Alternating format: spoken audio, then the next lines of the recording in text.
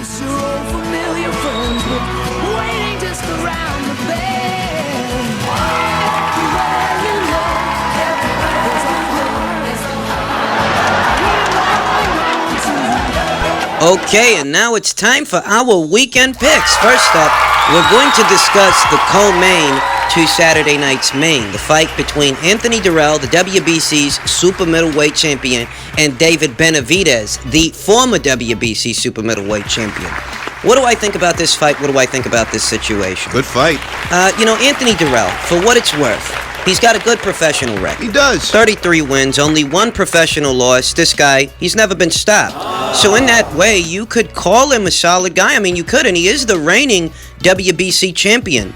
But if I'm picking him to lose, if I'm picking David Benavidez to win this thing, it's because of the subtleties, the little things that happen in between each 3-minute round. You know, Anthony Dirrell, you review the footage on what was his last fight, the Avni Yildirim fight, and there were trouble areas there, small trouble areas where you have to be observant that, defensively, Anthony Dirrell can be a bit lackadaisical, that he doesn't quite get those hands high fast enough. And as a result of that, he ends up getting touched. He ends up getting marked up with punches that he doesn't need to get hit with. That defensively, in terms of his guard or his movements, slipping shots, rolling shots, Anthony Dirrell, he can be a bit lackadaisical. If you review the footage on that fight and what punches got through for Avni Yildirim, you'll notice that these are your run-of-the-mill shots. These are basic punches. These are not the kind of shots that were set up, where Avni's setting up traps or feinting, disguising his punches, walking a guy into shots. They're not they're not those kinds of shots. These are your run-of-the-mill punches that were getting through for Avni Yildirim. Basic stuff. And the fact that they got through, what that denotes is that, Anthony Dirrell, he can be a bit lackadaisical defensively, that his guard, it just isn't tight enough because punches are finding their way through. He's getting smacked on the side of the face. At times, his head's getting snapped back with straight shots on his way out, trying to get out of range. And he gets touched. And, while I'm watching this, the whole time I'm thinking, if that was David Benavidez getting through with those exact same shots, given how big a puncher this kid is, that he's a big kid, big punch, and he can really box. The whole time I'm watching that Yildirim versus Dirrell fight, I'm thinking, if those exact same shots got through for David Benavidez, well, David would likely floor Anthony Dirrell, or at minimum, have him in deep trouble, deep waters. Because if you're letting yourself get hit with this basic stuff, these basic run-of-the-mill punches from the likes of an Avni Yildirim, what's a David Benavidez gonna do to you? Defensively, Anthony Dirrell does leave you wanting a bit. It does seem like at times he's a bit asleep at the wheel. He's a bit lackadaisical. And as a result of that, certain punches get through that really shouldn't be getting through. The kind of punches that he should be either catching on the arms or catching on the gloves or slipping and countering, Sometimes he gets hit with stuff, and it's basic stuff. So if you're letting a guy like Avni get through with these kinds of shots, when David gets through with those exact same kind of shots, he can pile up the damage a lot faster than an Avni Yildirim can. Think about Anthony Dirrell offensively. He's got a respectable punch. I mean, he's not pillow-fisted. This guy did stop Caleb Truax in the first round of their fight back in 2016. So, while Anthony may not be known as a power guy, and he's not, if anybody's bringing power to this fight, it really is David. While Anthony's not known as a power guy, he does have a respectable punch. But is his punch respectable enough that it will get David Benavidez's respect? And I dare say no. This is yet another area where I think that Anthony Dirrell is going to come up short, because if there's a power guy in this fight, it ain't him, man. It's David Benavidez. I mean, we're talking about a guy who can hurt you with straight shots just as easily as he can hurt you with short shots, short hooks on the inside. David Benavidez is a big, strong kid, but he's a kid who can really box and generate good power, whether he gets full extension on his punches or whether he's mid-range to inside throwing short hooks. One way or another, this guy can really crack. He can really hurt you. You think about what we just discussed about Anthony Dirrell's leaky defense, the fact that he can be a bit lackadaisical at times. Couple that with the fact that David Benavidez is a monster puncher. I mean, this is the kind of guy to where you really got to have a tight guard. You don't want this guy getting through with stuff. You put it all together, and it creates a situation to where David Benavidez may have his man hurt very early in this fight, because Anthony Dirrell, I reiterate, Anthony Dirrell's got leaky defense, and in terms of offense, in terms of power, while Anthony may have a respectable punch of his own, it's not as respectable as David Benavidez's punch. Now, what does that mean exactly? That basically means that if both these guys let their hands go at the same time and began to trade, in all likelihood, David Benavidez would get the better of it. You think about the condition of the fighters and their punch resistance. Who's the more solid guy? Who is more capable of taking what the other guy's got? And I'd have to say that durability would also have to go to David Benavidez. He's the younger, fresher fighter with the bigger punch and the overall better condition, less wear and tear than Anthony Dirrell. For those not already aware, David Benavidez ain't but 22 years old, but he's crafty, you know, he can really box, this kid. He's not just relying on size and power to win him these fights. There's genuine craftsmanship, genuine boxing ability, both offense and defense, and a good balance of the two. You know, David Benavidez defensively, he's got some real virtues, this kid, because he angles his guard to catch the shots on the arms or gloves. He's not lazy by any stretch of the imagination. He'll do what he's got to do to prevent the other guy from scoring. He won't allow himself to be hit with punches he doesn't need to get hit with. Good, responsible defensive prowess from what is a 22-year-old fighter. You know, David Benavidez ain't but 22 years old, but he's got the look of a more experienced fighter than what he actually is. You think about him offensively, and we've talked about his size. We've talked about his power, but what we haven't talked about is his boxing acumen, that David Benavidez's offense is sound. You know, whether he's throwing straight punches from the outside coming in, or he's letting off hooks mid-range to inside, tight hooks to where there's not much space to slip something in between the punches, between there. It's tight. David Benavidez is a very responsible, defensively sound, and fluid fighter. A fighter who can fight his fight at any range, outside, mid-range, or inside, whether he's getting full extension on his punches from the outside or trading hooks and letting off bombs from the inside, one way or another, regardless of where the fight is being fought. David Benavidez is capable. So, in this situation, I just think that Anthony Dirrell, in spite of his virtues and what he's done so far in his career, he might be the more experienced guy, but he's coming up short in a lot of areas, and I think it's going to cost him. I think that David Benavidez is going to stop Anthony Dirrell inside of 6-7 rounds. Could be sooner, because this kid can really punch, you know? That Anthony Dirrell, you know, he's only got one professional loss in something like 34, 35 contests or whatever, but I think he's going to suffer his first knockout. I think he's going to be stopped for the first time in his career on Saturday night by David Benavidez. So keep your eyes peeled for that. On Saturday, we then come to what is the main event of that same card. The welterweight unification fight between the WBC champion Shawn Porter and the IBF champion Dirrell Spence. Bit of perspective on this matchup. I don't think enough time and consideration is being given to Shawn Porter and his body of work in the welterweight division. Do realize that if there's a golden boy in this fight, it really isn't Shawn.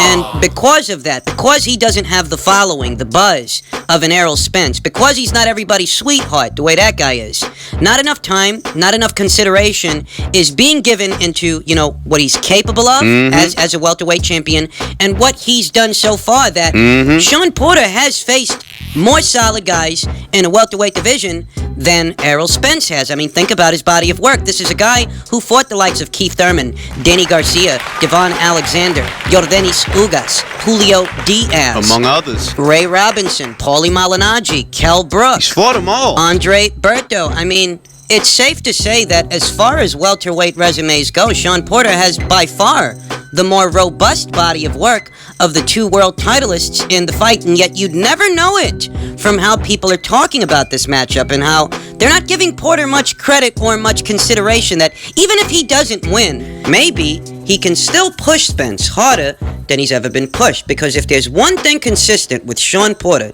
is that he's not an easy out for anybody, win or lose. Because of that, because that's a common denominator in several fights, throughout several fights with several different fighters that have different styles, different physical dimensions. Because this is the common denominator when it comes to Shawn Porter and every other guy he's fought, you can say that, you know what, maybe Shawn doesn't win this thing, but maybe he gives Dirrell Spence a run for his money.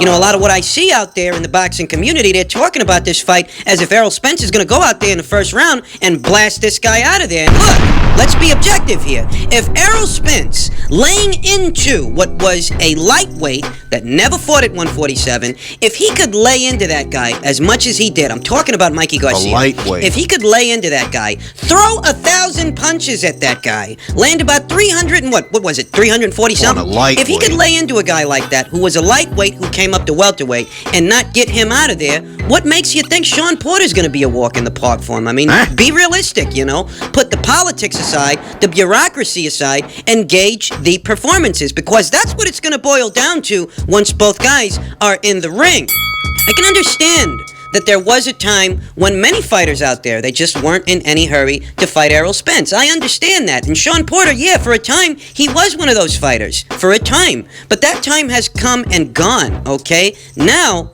both guys are going to enter the ring. So it's not about politics and sound bites anymore. Now it's about what both these guys can do. So let's talk about it. Let's do it! You know that Errol Spence developed a reputation as a power puncher. Over time. Over time, as he climbed up the welterweight rank standings, he became regarded as one of the heavy hitters of the 147-pound division. But that reputation has since taken a hit when people saw that he went 12 rounds with what was a blown-up lightweight. A blown-up lightweight in Mikey Garcia. This is a guy who never beat anybody at 147, much less anybody good. And yet, Spence threw 1,000 punches at this guy. Over 1,000 punches at this guy. He landed about 340-something of those punches on this guy. This guy who really isn't fighting back. He's not doing much out there. He, in many ways, was a sitting duck. Yet, Errol could not open him up enough. Split the guard. Get the punches around this guy's mitts, you know? Land something clean to get him out of there. Errol's reputation as a concussive puncher took a hit when people saw that, yes, you beat Mikey, and you definitely dominated him, but it's strange, given your reputation as a puncher, that you didn't get him out of there. This guy, he don't belong up here. Anybody can see that. And, you know, it went to the cards. So, when he's faced with a guy who has a reputation for not only being one of the most physically aggressive fighters at the weight, but also one of the guys who can really take a punch. Sean Porter has faced punchers before, and they couldn't get him out of there. This guy kept the pressure on with punchers like Kell Brook, punchers like Keith Thurman, Danny Garcia. You know, he's been in there with guys who can hit, guys like Ugas. They didn't get him out of there. So when I see that it's Spence, given what he's coming off of, confronted with this same Sean Porter, I'm not seeing a knockout. I'm seeing that if Spence is going to win this fight, it's going to have to be some other way. It won't be behind strength of arms, because Sean Porter's got a chin on him, and it's been tested. So if Errol Spence is going to beat him, it's going to have to be some other kind of way. It's not going to be through strength of arms. It's likely going to be on points. It's likely going to go to the cards, and it'll likely be because Spence shows the cleaner work in the eyes of the judges. That's more or less what I'm expecting. You know, Sean Porter, he's shown improvement over time. He used to be widely characterized as just an aggressive mauler, a pressure fighter who can really push a guy's physical limits. That's what he's characteristically been known for more often than not. But he has since expanded his repertoire. You'll notice that he put on more controlled performances against the likes of Danny Garcia, and more recently against the likes of Yordenis Ugas, a guy with comparable dimensions to Errol Spence. And the performance that Sean put on in that fight is more or less the performance I'm expecting him to put on in this fight. I don't imagine that Sean Porter is going to be the pressure fighter in this situation, because that doesn't favor him. It would be ill-advised to lay it on thick and put on a sustained attack against Errol Spence. Bad idea. So I doubt that mauling Errol Spence, putting on a sustained attack, I doubt that's the game plan. And you'll excuse me for saying so, but both Kenny Porter and Sean Porter, they know a thing or two about devising a game plan, because consistently, win or lose, these guys always give the man opposite the ring a hard fight. I'm expecting Errol Spence to get a hard fight, a difficult fight, but a fight that he can win. But what does Sean plan to do? I mean, this has been a bit of an enigma throughout the build-up. Is Sean going to try to be a pressure fighter, or is he going to approach the fight some other kind of way? Is he going to be more of a boxer-puncher? And that's what I'm expecting. I'm expecting Sean Porter to pick his spots and pick his battles in all the same ways that he did with Ugas. I'm expecting Sean Porter to fight in bursts, trying to gain safe entry around Errol Spence's southpaw jab by slipping and sliding his way in and attempting to land short hooks mid-range to inside. You'll notice that ahead of this fight, in preparation for it, Sean Porter enlisted the aid of David Benavidez. David Benavidez, who we just talked about. This guy's big as far as super middleweights go, so you can imagine the kind of size he'd have over a Sean Porter. This is the preparation that they enlisted ahead of this fight. And the game plan would have to be, I mean, if you got that guy, the game plan would have to be gaining safe entry to land the kind of punches that you want to land. Understand that Sean Porter's the smaller guy. He's the smaller guy. I mean, in terms of height, in terms of wingspan, he's the shorter guy. So it's always going to be a question of getting mid-range to inside on Errol. But I don't expect it to be a sustained attack. I expect some in and out from Sean Porter. The same, more or less the same kind of in and out we saw in the Ugas fight, to where he's not just constantly trying to maul the guy and walk him down and stay in front of him. No, Sean's going to pick his spots. He's going to pick his battles with Spence. The thing is, one thing that Errol Spence is actually very good at is taking a half step back as to not allow the other guy to collapse the pocket, as to not allow the other guy to smother his work. Errol knows how to take a half step back and fire a counter shot, or consistently throw his jab out there, nail the guy coming in. What I'm expecting more or less is that Sean Porter, he's going to try to gain safe entry, so I'm expecting to see a double jab from him. I'm expecting to see that from Sean as he inches forward, trying to get within proximity of Spence, and as this is going on, Errol will take a half step back to nail him coming through the front door. In that way, he will likely get the photo finish punches that the judges can see. The clean shots. They're not going to have to look too hard to see what Errol Spence is doing out there. And that'll make all the difference in scoring the rounds. The intrigue, however, of this matchup, the task at hand for Spence is that, up until this point, the most solid welterweight that Spence has fought has been Kell Brook, but we know what the circumstances were in that fight.